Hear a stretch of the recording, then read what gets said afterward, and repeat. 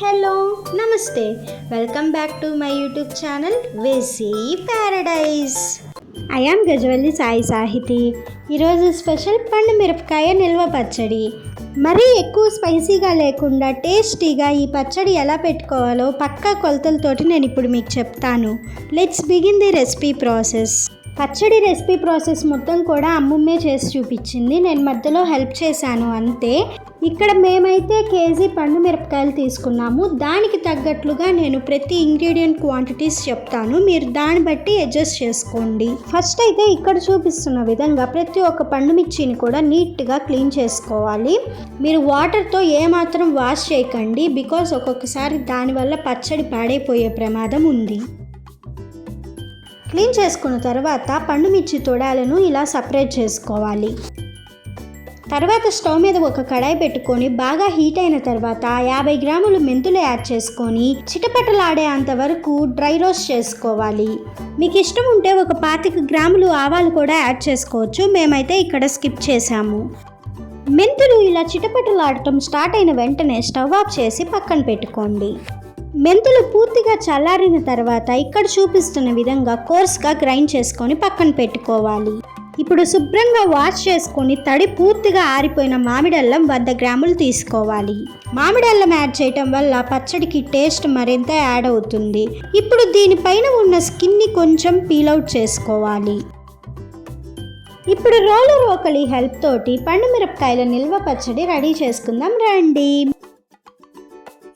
ఇక్కడ చూపిస్తున్న విధంగా పండు మిరపకాయల్ని కొంచెం దంచుకోవాలి. మీకు రోట్లో దంచుకోవటం ఇబ్బందిగా అనిపిస్తే మిక్సీలో అయినా ఈ పచ్చడిని రెడీ చేసుకోవచ్చు, కానీ రోట్లో చేసుకున్నప్పుడు వచ్చే అంత టేస్ట్ అయితే మిక్సీలో వేస్తే రాదు. లైట్గా దంచుకున్న తర్వాత ఇందులో కల్లుప్పు యాడ్ చేసుకోవాలి. కేజీ పండు మిరపకాయలకి 2 గిద్దలు కల్లుప్పు పడుతుంది.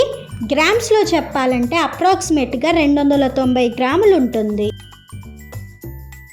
అది కొంచెం దంచుకున్న తర్వాత మామిడల్లం యాడ్ చేసుకోవాలి. దాంతోపాటు చింతపండు వెల్లుల్లి రెబ్బలు కూడా యాడ్ చేసుకోండి. 1/2 కేజీ చింతపండు 100 గ్రాములు వెల్లుల్లి రెబ్బలు పడతాయి. ఇప్పుడు రెడీ చేసి ఉంచుకున్న మెంతి పొడి కూడా యాడ్ చేసుకొని బాగా దంచుకోవాలి. ఇక్కడ మా రోలు చిన్నదవ్వటం వల్ల మేము పచ్చడిని బ్యాచెస్ వైజ్గా కొంచెం దంచుకున్నాము.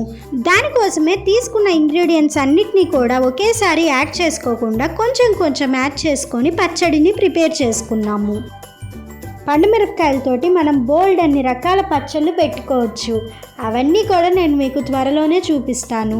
మరి అవన్నీ మిస్ అవ్వకుండా ఉండాలంటే ఛానల్ని సబ్స్క్రైబ్ చేసుకోవాలి కదా, మరి వెంటనే సబ్స్క్రైబ్ చేసుకోండి. నేను మీతో మాట్లాడే లోపే పచ్చడి 50% రెడీ అయిపోయింది కూడా. సో ఇప్పుడు ఇందులో 25 గ్రాములు జీలకర్రని వేసుకోవాలి.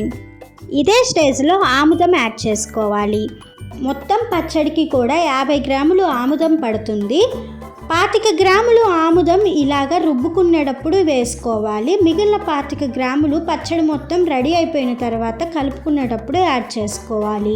నిజానికి ఆముదం ఒక సీక్రెట్ ఇంగ్రీడియంట్ అనే చెప్పుకోవచ్చు, కాబట్టి ఆముదంని అస్సలు స్కిప్ చేయకండి. ఆముదం యాడ్ చేయటం వల్ల పచ్చడి రంగు ఏమాత్రం మారకుండా ఎర్రగానే ఉంటుంది. నేను చెప్పిన ప్రాసెస్ని మీరు ఫాలో అయ్యారు అంటే సంవత్సరం పాటు హ్యాపీగా నిల్వ ఉంచుకోవచ్చు. చెప్పాలంటే ఇంకా ఎక్కువ రోజులు కూడా ఉంటుంది. సో ఇక్కడ చూపిస్తున్న విధంగా పచ్చడి మొత్తం కూడా బాగా రుబ్బుకోవాలి. పచ్చడి ఇలా ఉందంటే పర్ఫెక్ట్గా రెడీ అయిందని అర్థం. మొత్తం పండు మిరపకాయలతోటి పచ్చడి రెడీ అయిపోయిన తర్వాత ఒక బౌల్లోకి కానీ కడాయిలోకి కానీ ట్రాన్స్ఫర్ చేసుకొని బాగా మిక్స్ చేసుకోవాలి.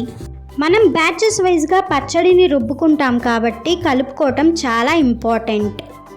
మొత్తం బాగా కలుపుకున్న తర్వాత 1 టేబుల్ స్పూన్ పసుపు, మిగిలిన 25 గ్రాములు ఆముదం యాడ్ చేసుకొని మరొక్కసారి బాగా కలుపుకోవాలి.